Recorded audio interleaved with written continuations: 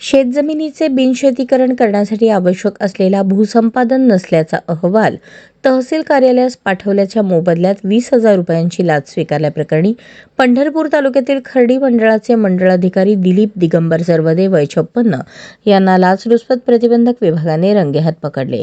या प्रकरणात तुकाराम आजबे वय 45 राहणार तावशी या खासगी एजंटचीही भूमिका उघडकीस आली असून त्याच्या विरुद्धही गुन्हा नोंदवण्याची प्रक्रिया सुरू आहे।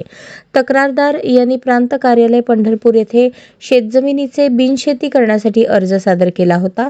या अर्जाची चौकशी करून भूसंपादन नसल्याचा अहवाल तहसील कार्यालयास पाठवण्यासाठी आरोपी मंडल अधिकारी सरवदे यांनी सुरुवातीला 5,000 रुपये स्वीकारण्याचे मान्य केले। त्यानंतर उर्वरित 20,000 रुपयांची मागणी करण्यात आली।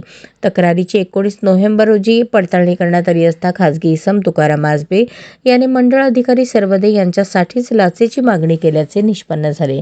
त्यानंतर 8 डिसेंबर 2025 रोजी रचलेल्या सापळ्यात आरोपी सरवदे यांनी स्वतः 20,000 रुपयांची लाच स्वीकारली आणि त्याचवेळी एसीबीच्या पथकाने त्यांना रंगेहात पकडले।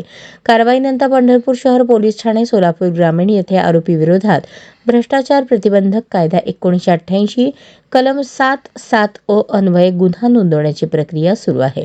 संपूर्ण मोहीम शिरीष सरदेशपांडे, पोलीस उपायुक्त अधीक्षक एसीबी पुणे, अजित पाटील अपर पोलीस अधीक्षक यांच्या मार्गदर्शनाखाली पोलीस उपअधीक्षक प्रशांत चौगुले, पोलीस निरीक्षक रविकांत लांभाते, पोलीस नाईक संतोष नरोटे, पोलीस कॉन्स्टेबल गजानन किलगी, चालिक पोलीस हवालदार राहुल गायकवाड या टीमने यशस्वीपणे केली आहे।